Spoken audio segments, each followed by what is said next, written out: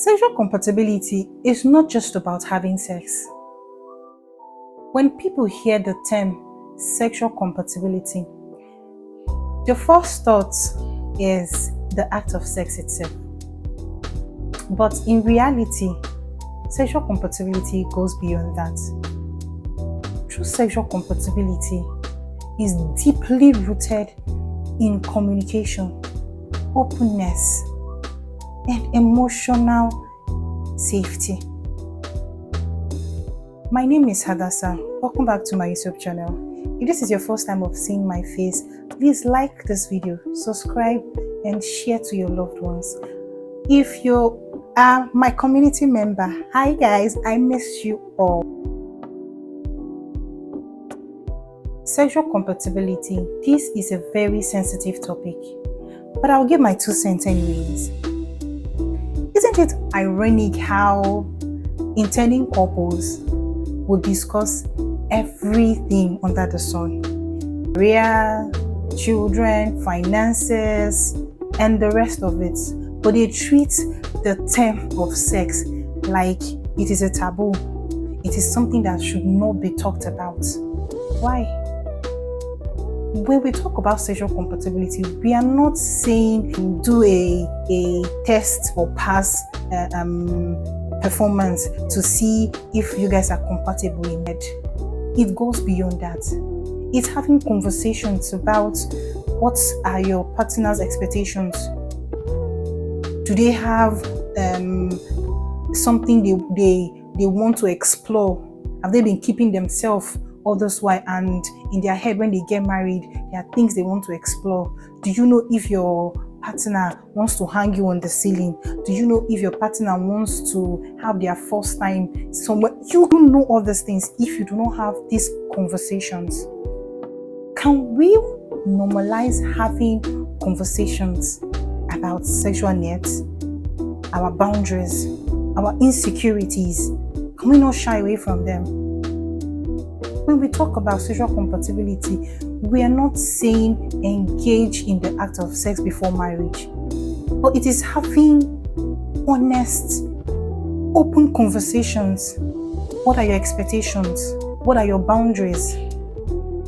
Especially for people who are not new to the act, it is very essential we talk about these things. Everyone has different perspective on sex. Some are shaped by culture, others by religion, and many others by trauma. It is essential we talk about this thing, especially before you say I do. You don't want to get married and realize that your spouse is avoiding intimacy because of unresolved trauma.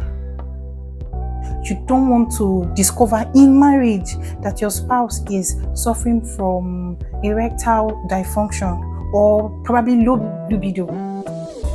Don't have these conversations. You wouldn't know. You would now be running around looking for help. When we talk about sexual compatibility, we are not saying that go and start testing. Like I said earlier, it is about having conversations, openness. You're open to this person you're going to be spending the rest of your life with. This hyper-religious silence about sex is one of the so many reasons why marriages suffer in that area. Let us stop pretending that when we are talking about sex makes us unholy, or because we don't talk about sex makes you holier. It does not. Certain conversations are not just optional, they are necessary. Have conversations about sexual compatibility, not because you guys want to engage in the act of sex itself, but because you want to understand your partner. What are their expectations? Do they have crazy expectations? Even for people that are new, they have crazy expectations. Let us stop shying away from the conversation of sexual compatibility. When you hear the word sexual compatibility, the first thing that would come to your mind, that should come to your mind, is having conversations about your expectations, about your boundaries, what you're willing to do, and all of that.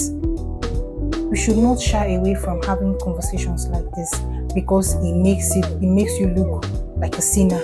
It makes you look dirty. No, it doesn't. As long as you've decided that you do not want to engage in it before marriage, which is okay as Christians that we are. But shying away from it is where the problem is. I know most of you might not agree with me, but this is my 2 cents. See you in my next video. Bye for now.